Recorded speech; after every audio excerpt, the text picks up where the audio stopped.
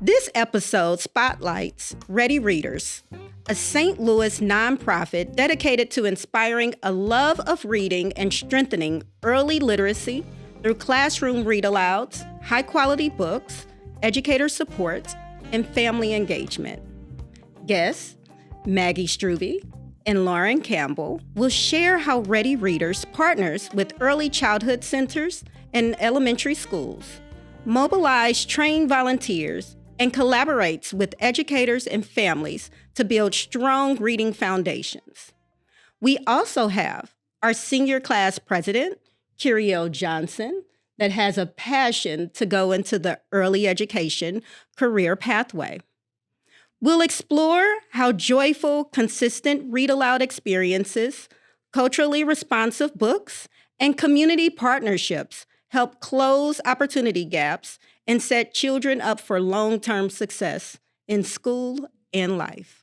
I'm thrilled to be here. So my career started in employment social services, and I realized in my day-to-day dealings that I really wanted to be a part of a force for educational equity, and I wanted to be a part of kind of change building on a more preventative level instead of kind of working on the back end as a Band-Aid. Yes. How long have you been with Ready Readers? I've been with Ready Readers since 2017. It's amazing. Long time. Yes. Time flies though. It does. Miss Lauren. So I'm Lauren. I'm the community programming coordinator at Ready Readers. I have been there for a little over 3 years now. My path to literacy work came from, so I used to be a classroom educator. My career actually, ironically enough, semi-started here at Confluence. I used to sub here, and then my first job was with the Confluence district. So I was a math teacher, but in that role, and even at the middle school level, I, witnessed on a day-to-day what a lack of literacy skills and a lack of access to literacy experiences, how that can affect you later on, even in a math classroom. And so when I decided to leave the classroom, I wanted to work for an organization that I felt mission aligned to, kind of like Maggie said, was more on the preventative end of things, more the proactive end of things. And then it's just supporting my community. Yes, and you guys do that very well. We appreciate you. How do you describe Ready Readers' mission in 1 or 2 sentences? So at Ready Readers, our work is to expand literacy for young children in low-income communities. We do that through our classroom-based and community-based programming. And we're all just about sharing that joy and power of what literacy can bring. Yes. I know in this space, you help us a lot with Ready Readers. For example, part of what I do with Confluence Academies is out there in the community when we have events in St. Louis, such as Twilight Thursdays. And I always reach out to you guys to get an order of books. And you fulfill that order quickly. And when I'm out and engaging with the community, that's another opportunity to, eliminate those barriers with book deserts and provide these resources and free books to the community. So I do love that in the work that you do. Can you share another story that shows the impact of joyful, consistent read-alouds in the classroom that you do? Sure. I think I have a story. I think Maggie has one as well. Yes. So recently, with another one of our school partners in the Jennings School District, they had kind of like an open house family dinner event where families were invited to come and just learn about all things with the school. They invited us to be there as a community partner. We invited the Storytime classroom reader at the school to also come and sit at the table with us and talk to families. And so so many kids came running up to her, screaming her name, even kids that weren't currently in the classroom she was reading in. And then one parent, in fact, was like, I have a picture of you in my house and never even met you. And so I think that's a clear example of the joy, right, that these story times and our read-alouds bring, and the consistency of having that same volunteer come back week after week, year after year, building those relationships. And these kiddos were like 2nd and 3rd grade, so they weren't like currently in the class. And they remembered her, wanted to give her a big hug and, meet their families. That's amazing. We heard a story from one of our classroom teachers recently that we partner with, and she was sharing that her students who are 3, 4, and 5 years old have now learned the days of the week because they're so excited for when their reader comes. So they learned what order the days come in, what kind of each day is called. And so they're like, today is Wednesday. That means that Miss Linda's going to be here today. And I just think that's a true testament to how literacy can be a part of kind of all aspects of a classroom's programming, and how the strong relationships that volunteers build with their classroom does even more than kind of just in their 30-minute window when they're doing the story time. Yes. And I know you've captured those stories within your time at Ready Readers. I would like to reflect when I was in school to become an educator. Part of my introduction was Ready Readers and going into the classroom. And that was my first real world experience with read-alouds to students in that classroom setting. So the joy on their faces provided me that joy. And I continued even to be a volunteer for Ready Readers and go into the classroom as I was transitioning to find a teacher job. And actually, that's how I had my foot in my role in becoming an educator, because of the joy and the parents' request for me reading aloud to the students. And I became a long-term substitute in that school and got a teacher position as well. So I love to thank Ready Readers, for my journey and story as well. And I'm sure, Kirriel, in the future, you may have some stories to share that's similar. So I would like to ask another question in regards to leaning towards that training and support. How do you do that? How do you train and support your volunteers throughout the year? So our services to educators are some of my favorite parts of the work that we do. So in addition to all of the students in a Ready Reader Storytime program classroom receiving a new book 6 to 7 times a year, we also provide those books to the teachers so that they can add to and build their classroom libraries. We have incredible educators on staff who write specific activities that accompany each book that are on a variety of topics, including social emotional learning, STEAM activities, music and movement, all of the things that kiddos need to have a well-rounded education, and they're all centered on literacy. And then we also offer free state-approved professional development workshops to our teachers, so they are able to access high-quality PDs, which, PDs can sometimes not be everyone's favorite thing to do, but these really are. They're fun, they're engaging, and again, they're centered on literacy, but they all have different lenses. So there might be one about trauma-informed practices in your classroom.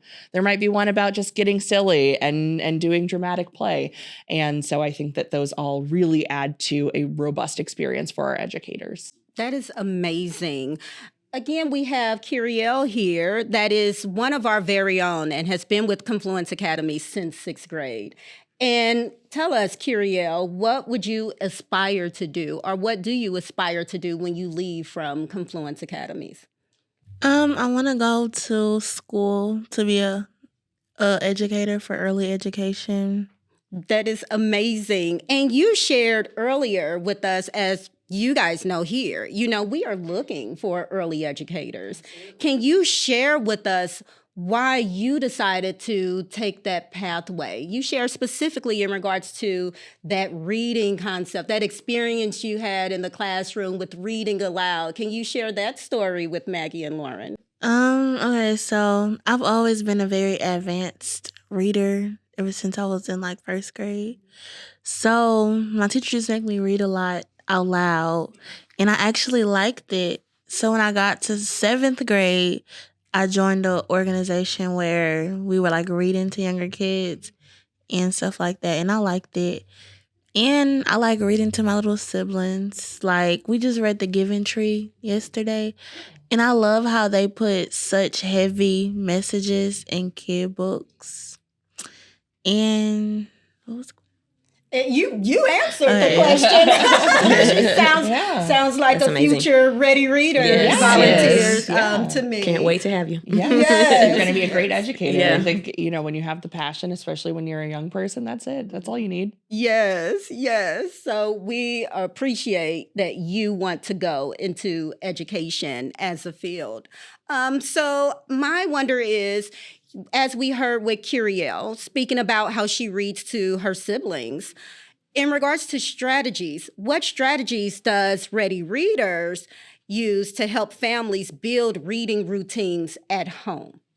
Well, I think Kirriel named one of them right away. It can be a family thing. It doesn't have to be an isolated situation where one person is reading by themselves or just, the caregiver is reading to the youngest. Like the whole family can do it. Siblings can read to their younger siblings and make it a fun family event. I know time is limited in a lot of families too. So, just 15 to 20 minutes a day would really be great. Consistency is also key. Just having that routine. Kids thrive, and adults honestly thrive with a routine. So just having a consistent time every day where you're reading, with your young person or with your family or with your sibling. Make it fun. It doesn't have to be this like chore that you're doing every night. Oh, we have to read, but sing the songs, get silly, do the voices. And then sometimes I think people shy away from it if maybe they're either the child or even the caregiver or the parent, if their reading skills aren't strong. But you can just make a story up. Look at the pictures. I think kids get more engaged if you're like, tell me what's happening in this story. Let them make up their own story. And it just makes it a little bit more fun, builds that relationship. And again, just makes it an experience that you can bond with, and then the kids can also learn those early literacy skills too. Yes, I think the misconception too, when adults think of read-alouds, they automatically get the picture of just a younger child early book. So, but that's the foundation, and that's where it starts. But in my classroom in 5th grade, like the students, they couldn't wait, to read aloud time in their circles. And even in high school, do you have experience sometimes, Ms. Kirriel, and sometimes high schools, where some of your teachers or a few of your teachers had that experience, whereas maybe it was just a pause time and they opened a book to read aloud to the class? Yeah, so I think those are things to consider, like when people think with early literacy, it starts with Ready Readers, with what you do, and it feeds into Kirriel's passion into going into education and using those strategies at home and reading to the family, and those parents or guardians can also pick up those tools and resources as well. So it leads me to, how can community members or local businesses get involved to support your mission? There's a lot of different ways. I think continuing to have the conversation just around literacy and how important it is, and supporting organizations like Ready Readers. We have lots of volunteer opportunities that businesses, corporations could participate in, whether that is if they have the time to give during the week as a storytime reader. We have warehouse volunteer opportunities that businesses could come in and support the mission. We have, if you are a business or community member that serves families in some of these, under-resourced, marginalized communities, and you have an initiative that you want to support literacy, like reach out to us. Let's see how we can connect and, get books into kids' hands, get some of these tips and tools in front of parents. And again, just kind of like expanding the access. Yes. So, yeah. And folks can also invest monetarily in Ready Readers. That part too. Yes. We'd be remiss without Yes. without mentioning, we are a local nonprofit. We are founded here in St. Louis. We are one of one, and every dollar that's invested at Ready Readers goes right back into supporting literacy for families and young children in our community. Yes. And I appreciate you mentioning the different ways people can support, because Ready Readers, you collaborate and support a lot of other organizations as well. We noticed that you also have collaborations and partnerships with Julius B. Anthony, as we have here, the Believe Room. So you guys also, that's another space where you collaborate, not only with early child care centers, not only with elementary school spaces, but other organizations that share that mission in the joy of reading and eliminating those barriers with literacy to close that achievement gap. So we do appreciate the work that you do. So yes, you need to support in many ways. Lots of options. Yes, lots of options. So I spoke of one, but how does Ready Readers address opportunity gaps in access to books and literacy experiences? Well, our main form of programming that you hear us talk about a lot is our Storytime program. So like we've mentioned here, sending volunteers into classrooms all over St. Louis to lead the Storytime, building those relationships, also building home libraries. Like Maggie mentioned, kids get 6 to 7 new books a year. So that's a huge form of our program. We have our Neighborhood Reading Captains program as well, which is our community neighborhood-based program where we empower and train and support residents of particular communities to be just kind of like a champion of literacy for their neighborhood in a way that feels organic and natural to them. And so we've got over 20 neighborhood reading captains across 5 different neighborhoods in St. Louis, bringing the joy and power of literacy to their community. We, again, can partner with organizations, whether that be simply through a book donation or, again, if you're having an event. We have these like family literacy events where we can come and talk to families about the importance of literacy and giving them, again, those tips and tricks. Yeah, we meet families and young children where they are. They don't have to go anywhere outside of where they normally would be to access Ready Readers. That is amazing. So. How old does a volunteer have to be, to participate, to be a volunteer and to read aloud to students through your organization? So we do ask that volunteers are at least 16, just for, for the safety of all of the students. There's some not interesting licensing requirements and things like that. So we do ask that volunteers are at least 16. We have no age cap. We have a couple of volunteers who are well into their 90s, and all are welcome.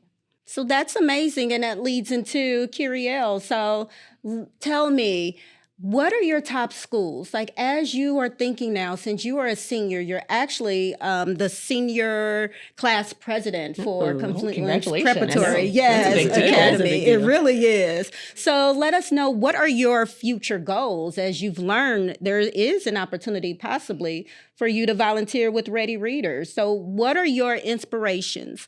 And what are your goals, next steps, once you exit Confluence Preparatory Academy? Do you have any top schools that you've been interested in? Yes, so my top schools are now actually SLU, Harris Stowe, and Lincoln.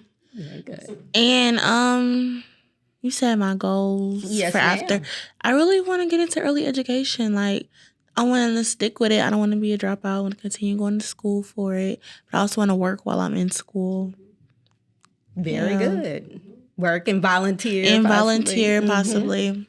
That is amazing. So what made you want to become an educator? I think, so over the years, especially when I entered high school, it's like a lot of emotions kids go through that you don't quite understand. And I feel like when teachers, like some teachers I've met, when they interested in building a bond with you and like actually getting to know you and not just here to get their paycheck and leave, they can actually make your life so much easier and better. And I just want to give kids the opportunity for that, like from me. That is because I know I really appreciate people that did it for me. So yes. And that's what I wanted them to hear, and everyone else that's chiming in to hear your story, because we appreciate that you want to go into this field, and we would love to support that effort at Confluence Academies to make sure that you're supported in going that direction. We also just heard word that St. Louis University School of Education is providing scholarships to 2 of our top students. So maybe that would be something that you would be interested in when they also visit this space, to notify us more about that. So just to let you know, Kirriel, there is an opportunity for a scholarship with St. Louis University. Would that be something that you're interested in? Definitely, because that's one of my top schools. So. Okay, well, that is amazing. So again, with just bringing it all back in, how has your organization with Ready Readers collaborated with Confluence Academies to impact the community? So again, Confluence schools are one of our Storytime sites. So we do have volunteers that go into the classroom and lead the Storytime. Again, the kids get the books 6 to 7 times a year. In particular, in the Dutchtown neighborhood with the Merrimack School, our neighborhood reading captains there have been able to connect with Confluence and do some programming and talk with families and give out some books in that way. Confluence has just been, it's been a great kind of like partnership in that, again, we can support you all in your literacy efforts and in getting, access to books to you all's families. But then you all, invite us to be a part of many different opportunities, again, to get in front of families and to meet families where they are. So we appreciate that, we're able to kind of mutually support each other in this work of meeting families where they are and building up literacy. Yes. So, yeah. You guys always answer. I was going to say, we go where Linda asks us Yes. to. Oh, it's amazing. Are there any unique experiences with Confluence Academies and your mission in, supporting the community and the work that you do? Something that stands out again, it feels very like mutual in our, in our partnership. I thought for one, the billboard opportunity that we had with you all was a pretty amazing. Nothing that I had considered doing. And so when, that was offered as an opportunity to us, I think that was just something we had to definitely do to get kind of put our name out there more. Again, we're always looking for more volunteers and support. So that was a really great way to do that. And just to show that, again, like Ready Readers is in the community and we want to be where the families are. So that's one of the things that stands out the most to me. Yeah. That's amazing. And I can also say you stand out at Ready Readers as one of our high impact partnerships. The way that you were able to answer the call to go out to the homes of some of our families is just a wellness check that we did over the summer. Just that door-to-door effort where we gave each of our families, a book, just showing up and just meeting their needs in that aspect as well. So we did not ask all of our partners because there's so many, but we identified our high impact partnerships and you were one of the ones that we called upon. And again, you showed up with your tennis shoes. Thank you. So It was amazing. Looking ahead, what's next for Ready Readers and how can listeners support your future goals? So Ready Readers has a kind of a longer term goal. By 2032, we hope to be reaching 32,000 young children through our community-based programming. Right now, we're at about 21,000. So I think the best thing that other folks can do is consider volunteering, consider, investing your dollars in Ready Readers, and just talk to everybody you know about us. If you're having a community event, reach out. We'd love to be there. We'd love to spread our messaging, spread our awareness, and make sure that books and literacy experiences are in the homes and hands of our community's families. That's it. That's what we're trying to do. I love that. And as we move forward and plan forward with our similar mission, just thinking, I just received news today that we have at least 5 students under our umbrella here that's interested in a similar pathway as Kirriel, as becoming educators. So as we think and moving forward, like how can we assure that we're also providing those opportunities to our students to be a volunteer for Ready Readers? What does that look like? So we can grow this pipeline and they can come back and service their community. So we just heard Kirriel's your top schools. Remind us of your 3 top schools. SLU, Harris Stowe, and Lincoln University. And just imagine it would be amazing if once she's finished and receive her certification to come back to one of our schools, one of the schools that you were in. You said Old North. So imagine you being a teacher at Old North in one of those classrooms, servicing those students. Actually, I am kind of in the process of planning on giving back. So me and my librarian, we've been working together for a few weeks trying to start a book club. Our books just came in this week, actually. So we're going to start next week, and we're working on a proposal to go for the seniors to go read to like Old North kids and South City kids. So That is amazing. Yes. That's an amazing idea. Let us know if there's anything we can do to Definitely. support this, this really fun project. Yeah. We'd love to. A way to take the initiative to do something that you want to do and that can also be beneficial to the kiddos at your old school. Yes. So I love to hear the news. And yes, every time I walk in Confluence Preparatory Academy, it is one of our 4 schools. It's always a breath of fresh air because our students really advocate and take action steps to what they like to pursue. So yes, definitely let us know. Let us know how we can support. Let Ready Readers know how they can support. And they definitely will in that proposal and in that mission to service our Old North students. So thank you. Where can listeners learn more, donate, or sign up to volunteer? So you can start with our website, readyreaders.org. Also follow us on social media. We are on Instagram at Ready Readers. We're on Facebook, Ready Readers STL. Also, we're having trivia night this weekend. So if you feel compelled to come learn about the mission and have some fun, win some prizes, maybe donate, definitely check out our website again to see about trivia night. And act quickly. There's only a few tables left. Yes, act fast. Amazing. So that concludes our podcast for Confluence Conversations.